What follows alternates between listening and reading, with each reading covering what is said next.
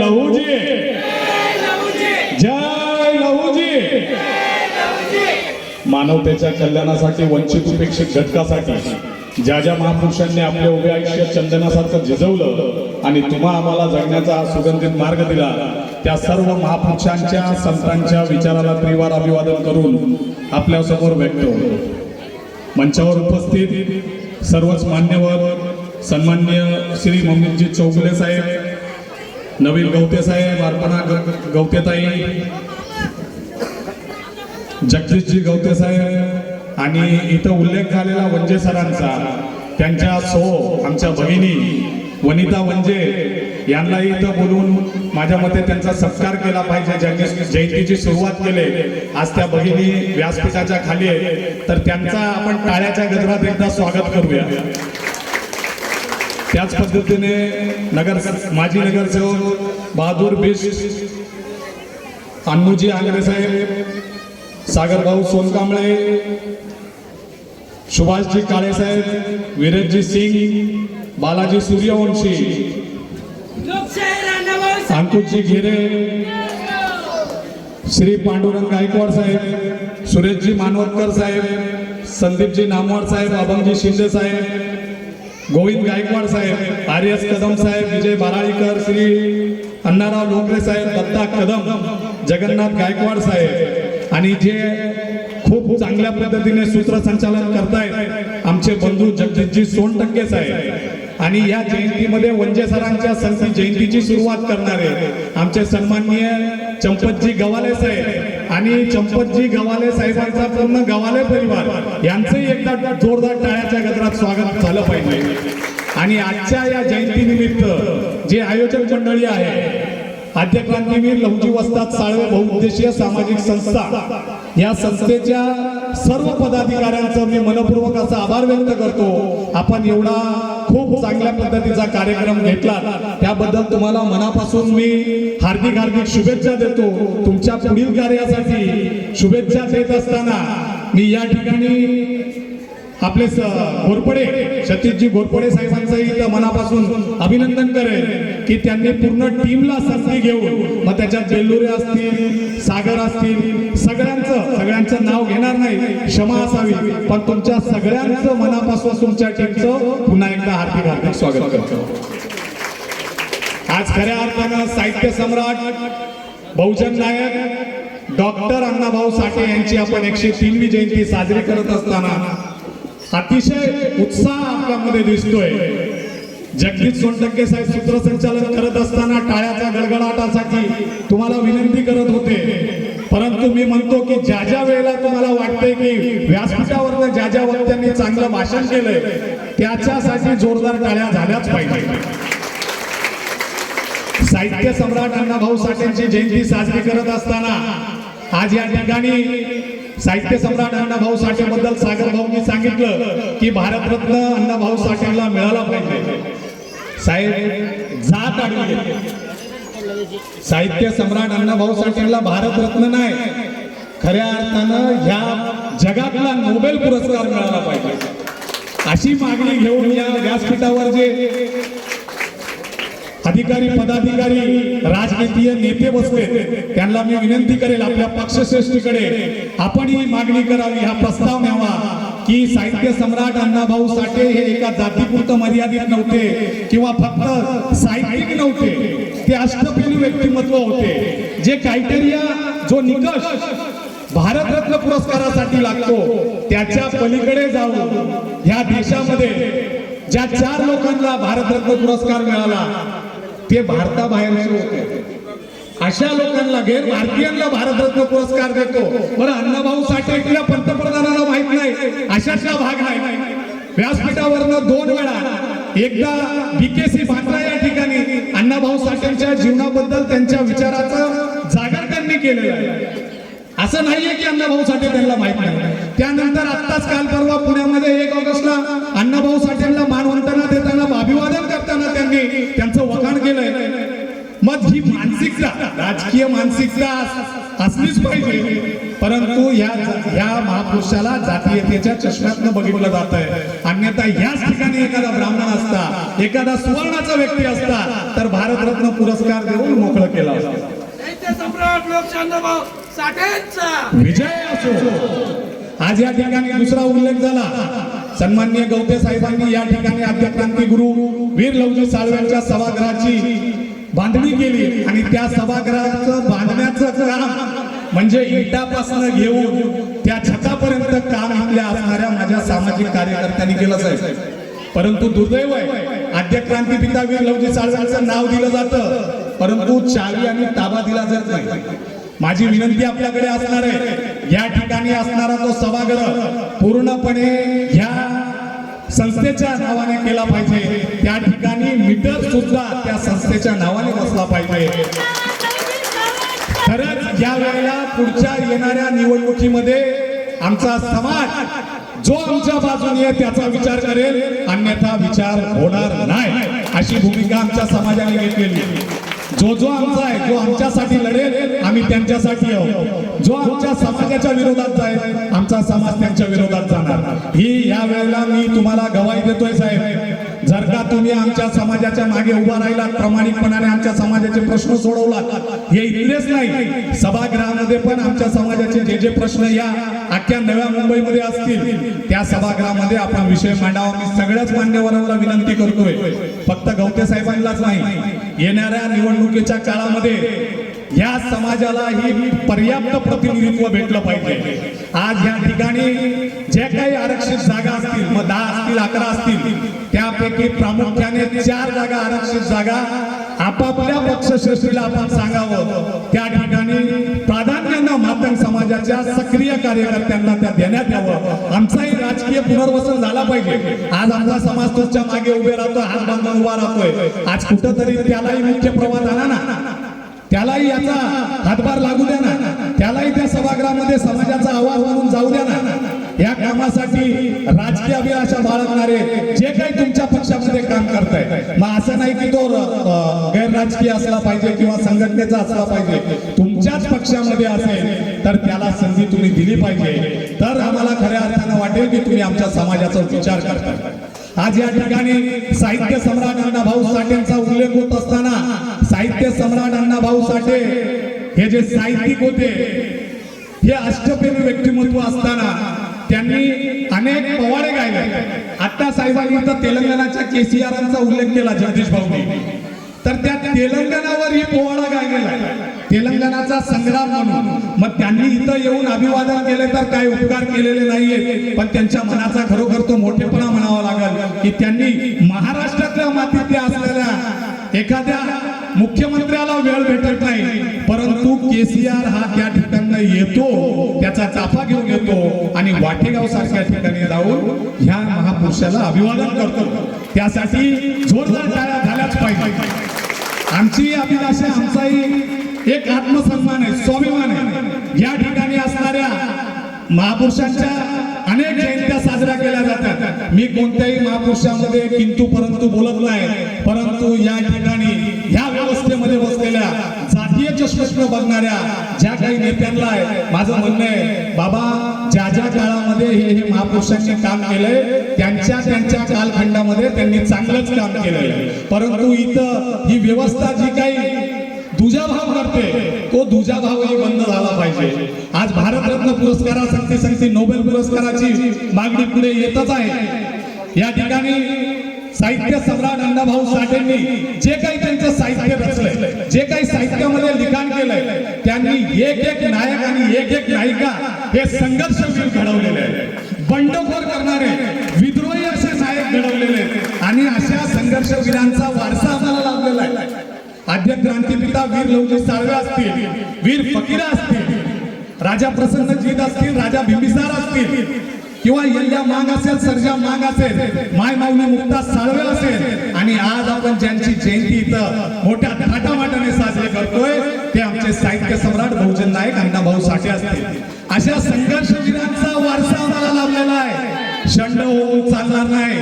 अन्याय अत्याचाराचा उल्लेख होत असताना राजाभाईचं नाव घेतलं जातं. माझी इच्छा आहे की महाराष्ट्रामध्ये ज्या ज्या ठिकाणी अन्याय अत्याचार या समाजावर होतो त्यावेळेला एकटा राजाबाई नाही, या महाराष्ट्रातलं 100 ठिकाणून 100 राजाबाई बोलले पाहिजे आणि त्या प्रस्तावित व्यवस्थेला ज्या विचारला पाहिजे हा अन्याय काय झाला, त्या अन्यायाची वाचा फोडली पाहिजे. ज्या वेळेला जात करती जमात निर्माण होते ना तेव्हा इथली व्यवस्था त्याची दखल घेते.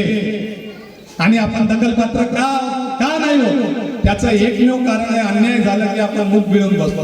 आता आपण अन्याय सहन करायचा नाही, कारेला अरे बोललंच पाहिजे, जातीय सलोखा टिकवला पाहिजे, परंतु दोन्ही बाजूने टिकलं पाहिजे. फक्त मातंग म्हणून आम्हाला दलित समजून आमच्यावर अन्याय अत्याचार करत असतील, आमच्या मायमाऊलीवर बलात्कार होत असेल, आमच्या भावाला ठेचून मारलं जात असेल, कुठं जाळून मारलं जात असेल, कुठं फासावर चढवत चाललं असेल तर शंड बनून बसायचं नाही. आता बंड करायचा बंड. आणि ही विद्रोह आपल्या रक्तामध्ये आपल्या पूर्वजांनी आपल्याला दिलेला आहे, परंतु मध्यंतरीच्या काळामध्ये हा जो काळ गेला त्यामध्ये एक न्यूनगंड निर्माण झाला. मान म्हणजे मागते, अरे मागते नाही, आमचा फार गौरवशाली इतिहास आहे. इथल्या आम्ही राज्यकर्ते जमात होतो. बौद्धकालीन इतिहास जर उचलला तुम्ही तर त्यामध्ये वेगवेगळ्या ठिकाणचे राज्य आमचे होते. असे 8 राज्य या भारत देशामध्ये मातंग समाजाचे होते. त्या मातंग कुळातले आपण का समजून हा न्यूनगंड निर्माण करून घेतलात की आपण मागव या व्यवस्थेने आपल्याला केलेलं आहे. कारण तुम्ही पुन्हा फनवरती काढला तर ढसल्याशिवाय गप बसणार नाही. यासाठी ही व्यवस्था तुम्हाला खालच्या स्तरावर आणून ठेवलेली आहे. आणि यापुढे आपण या व्यवस्थेपुढे नागिन टाकायची नाही. आपल्याला जातीय सलोखा टिकवायचा आहे, परंतु दोन्ही बाजूने तो जातीय सलोखा टिकला पाहिजे. अशा ठिकाणी ज्या ज्या वेळेला अन्याय होतो आमच्या समाजाला न्याय देण्याचा प्रयत्न आम्ही करत असताना गावगाड्यामध्ये आम्ही बघतोय, ग्रामीण भागामध्ये बघतोय, त्या ठिकाणी असणारा प्रतिष्ठित व्यक्ती असेल, एखादा आमदार असेल, एखादा सरपंच असेल, तो काहीतरी आमच्या माणसाला आमिष देण्याचा प्रयत्न करतो, घाबरवण्याचा प्रयत्न करतो आणि त्या आमिषापोटी किंवा भीतीपोटी तो माणूस कुठेतरी माघार घेतो. परंतु मी माझ्या ह्या व्यासपीठावर तुम्हा सगळ्यांना सांगतोय, माघार घ्यायची नाही. माघार घेतल्यामुळे आपल्या समाजाचं फार मोठं अंतर आणि बाह्य दोन्ही नुकसान होत आहे. आज या ठिकाणी अनेक वेळा असं म्हटलं जातं की अॅट्रॉसिटीचा कायदा रद्द झाला पाहिजे, परंतु हे कवच कुंडल जर आपल्यावरनं काढून टाकलं तर उघडे नागडे करून पळू मारतील. आज या ठिकाणच्या भारताची तुम्ही अवस्था बघताय. भारतामध्ये मुस्लिम असेल, दलित असेल, आदिवासी असेल, यांच्यावर कशा पद्धतीचा मोठा अन्याय व्हायला लागलेला आहे. त्या ठिकाणी माझ्या मायमाऊलीला नागडं करून बेशर्मासारखं हरामखोराच्या अवलादाने तिला मारहाण केली. याच ठिकाणी नवी मुंबई सारख्या ठिकाणी आमच्या समाजावर अन्याय होतोय. ही अन्याय अत्याचाराची शृंखला आता थांबली पाहिजे. ही थांबली पाहिजे, त्याच्यासाठी आम्ही एकत्र आलं पाहिजे. ठीक आहे, तुमचे संबंध असतील, नगरसेवकासंस्थे असतील, आमदारासंस्थे असतील, खासदारासंस्थे असतील, तुमचे संबंध तुम्ही टिकवा. परंतु ज्या वेळेला समाजावर अन्याय होतो त्या वेळेला आपल्याला एक संघ येऊन आपल्या समाजाची ताकद दाखवावी लागणार, तरच ही प्रस्थापित व्यवस्था आपली दखल घेणार आहे. अन्यथा अन्यायाची शृंखला चालूच राहणार आहे. आज साहित्य सम्राट अण्णाभाऊ साठेंची जयंती साजरी करत असताना या ठिकाणी चौगुले साहेबांचा उल्लेख झाला.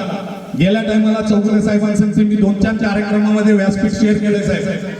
चौगुले साहेबांनाही आम्ही विनंती केली येणाऱ्या निवडणुकीमध्ये आमच्या समाजाला प्राधान्य देण्यात यावं. आज मी तुम्हालाही विनंती करतोय, आरक्षित जागा ज्या काही असतील त्यापैकी किमान 4 जागाचा विचार आमच्या समाजाचा व्हावा, ही विनंती मी पुन्हा एकदा आपल्या समोर करत असताना अन्नू आंग्रे साहेबांनाही सांगेन, आपण जितेंद्र आव्हाड साहेबांना किंवा आपल्या पक्षश्रेष्ठीला सांगून ज्या विभागामध्ये आमचा कार्यकर्ता आपल्या संघटनेमध्ये पक्षामध्ये असेल त्याला तिथं संधी उपलब्ध करून द्या.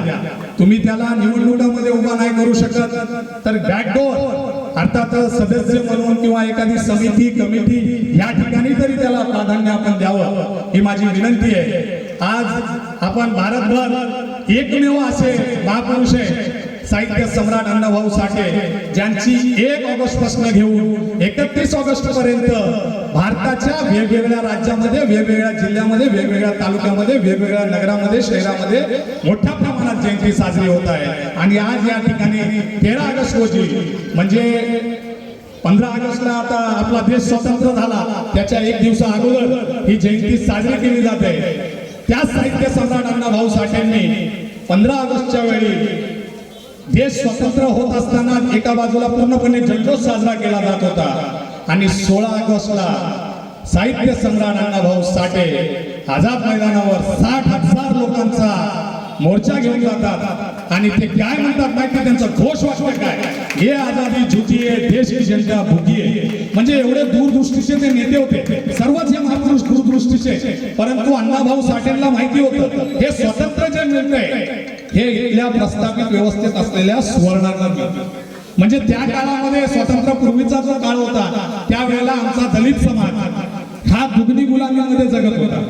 एक बाजूला सुवर्णांची गुलामी होती, म्हणजे जातीय धर्माची गुलामी होती, आणि दुसऱ्या बाजूला आमच्यावर राज्य करणारे इंग्रजांची गुलामी होती. आमचं दोन्ही बाजूनी मरण होत होतं. त्यामुळे अण्णाभाऊ साठे म्हणतात, काले अंग्रेज चले जाएंगे, गोरे अंग्रेज चले जाएंगे, पर काले अंग्रेज अभी बाकी आहे. आज ह्या 21व्या शताब्दीत आम्ही जगत असताना आम्हाला पावलोपावली त्या गोष्टीची आम्हाला जाण होत आहे की खरोखर आज या ठिकाणी महाराष्ट्रभर ज्या पद्धतीने अन्याय अत्याचाराची शृंखला चालू आहे, ही आझादी आम्हाला भेटली तरी काय उपयोग आहे. या ठिकाणी त्यांचा एक शेर अर्ज करतोय, अब तक पाव से लिपटी हुई है जंजीरें गुलामी की, अब तक पाव से लिपटी हुई है जंजीरें गुलामी की, आजादी का दिन तो आ जाता है मगर आजादी नहीं आती. आज खऱ्या अर्थानं या दलित वंचित उपेक्षित घटकांना आजादी आहे की नाही, स्वतंत्र आहे की नाही, हा एक मोठा प्रश्न पडलेला आहे. ज्या देशातल्या महामानवांनी परमपूज्य डॉक्टर बाबासाहेब आंबेडकरांनी या देशाला संविधान दिलं, इथल्या हरामखोर लोकांनी 9 ऑगस्ट रोजी 2018ला त्या संविधानाची प्रत जाळण्याचं काम इथल्या मनुवादी विचारसरणीच्या लोकांनी केले. ज्या देशाला स्वातंत्र्य मिळून 75 वर्ष होत आहे आणि आजही या देशामध्ये जातीयचे जे किडे जात आहे, तो भिडे बनणारा त्याच्या डोक्यामध्ये कसले जंगली किडे पडले काय कळत नाही, उठसूट सगळ्या महामानवांची बदनामी करत सुटलेले आहे. अशा लोकांनाही इथली व्यवस्था खतपाणी घालते. परंतु बाबासाहेब आंबेडकरांचा संविधान जिवंत आहे. त्या भिडेवरही गेल्या 2 दिवसाखाली अॅट्रॉसिटी सारखा गुन्हा दाखल झाला.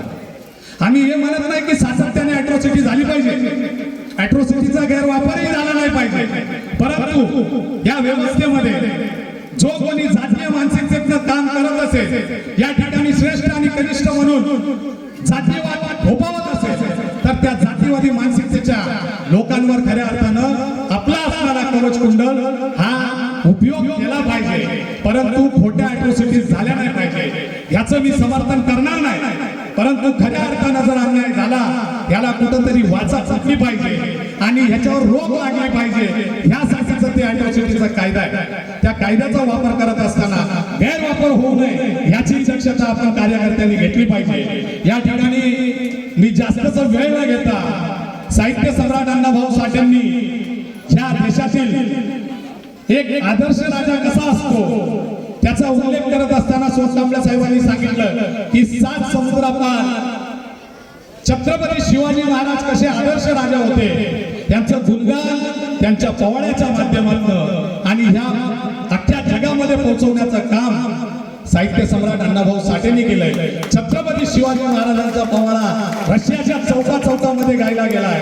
त्या छत्रपती शिवाजी महाराजांना मानवंदना करत असताना पुढे जाऊन अण्णाभाऊ साठे म्हणतायत की जग बदल घालून घाव सांगून गेले मज भीमराव. हे 2 आदर्श म्हणजे परमपूज्य डॉक्टर बाबासाहेब आंबेडकरांनी जग बदलण्याचं गाणं त्यांनी त्यांच्या माध्यमातून सांगितलंय की बाबासाहेबांचे विचार पुढे घेऊन जात असताना आपल्याला ह्या धाव घालून हे जग बदलायचं. त्याच पद्धतीने छत्रपती शिवाजी महाराज यांना अभिवादन करत असताना त्यांनी प्रथम देवाला वंदन केलेलं नसून प्रथम या मायभूमीला वंदन केलंय आणि त्यानंतर राजे छत्रपती शिवाजी महाराजांना वंदन केले. ज्या पद्धतीनं या देशामध्ये वेगवेगळे साहित्यिक होऊन गेले त्यामध्ये अण्णाभाऊ साठे एकमेव व्यक्तिमत्व असं आहे जे अष्टपैलू व्यक्तिमत्व आहे. म्हणजे जगातला 7वा आजोबा ज्याला आपण म्हणू की अण्णाभाऊ साठेंनी दीडच दिवसाचं शिक्षण शिकलं आणि त्या 1.5 दिवसामध्ये अफाट असं साहित्य निर्माण केलं. साहित्य निर्माण केलं नाही तर ह्या वंचित उपेक्षितांचं घटकाचं जगणं कसं असतं ह्या देशाच्या पटलावर विश्वाच्या पटलावर ठेवण्याचं काम एका पद्धतीने ह्या सगळ्यांचं प्रतिनिधित्व करण्याचं काम साहित्याच्या माध्यमातून साहित्य सम्राट अण्णाभाऊ साठेंनी केलं. जाता जाता मी संत तुकाराम महाराजांचं उदाहरण देतो. अण्णाभाऊ साठेंचं खरं नाव तुकाराम, परंतु घरातले मोठे असल्यामुळं त्यांना अण्णा म्हणत होते. आणि ह्या देशामध्ये एक असे संत तुकाराम होऊन गेले ज्यांनी आपल्या अभंगाच्या गाथाच्या माध्यमातून इथल्या मनुवादी विचारसरणीच्या कमरात लाथा घातल्या. हे एक तुकाराम महाराज आणि हे साहित्य सम्राट तुकाराम महाराज ज्यांनी आपल्या साहित्याच्या माध्यमातून इथल्या मनुवादी विचारसरणीच्या लोकांना विचार करण्यासाठी मजबूर केलेलं आहे. दुर्दैव आहे दोन्हीही महापुरुषांना आयुष्य फार कमी लाभलं. त्यामध्ये अण्णाभाऊ साठेंना 49 वर्षाचं आयुष्य लाभलं. त्याच पद्धतीने यांनाही 50 वर्षाचं आयुष्य लाभलं. अन्यथा हे जर जास्त जगले असते तर आज आपल्या या वंचित उपेक्षित घटकासाठी फार मोठं काम ते करून गेले असते. या ठिकाणी पुन्हा एकदा मी समस्त भारतवासियांना साहित्य सम्राट अण्णाभाऊ साठेंच्या जयंतीच्या हार्दिक अशा शुभेच्छा देतो आणि माझं लांबत चाललेलं भाषण मी इथंच थांबवतो. जय भीम, जय लवजी, जय शिवराय, जय अण्णा, जय फकीर.